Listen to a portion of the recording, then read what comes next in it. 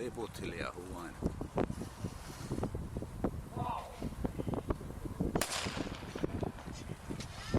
Sinne säntävät miehet ensimmäiseen kaarteeseen, edessä 10 aitaa, välissä sitten sileää.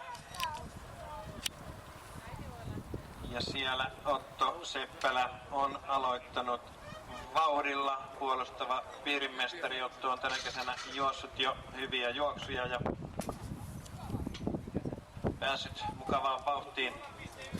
Otto Seppälän isä Jarmo tunnetaan paitsi nykyisin kovana veteraaniurheilijana Jarmo-niminen muun muassa tuloslistaus Jyväskylän viime veteraanien kisoissa, niin kovemmiltakin tantereilta areenoilta 80-luvun 400 metrin aitojen Suomen mestari. Ja katsotaan nyt sitten, miten siellä poika Otto jaksaa loppuun saakka. Ainakin vielä juoksu sujuu.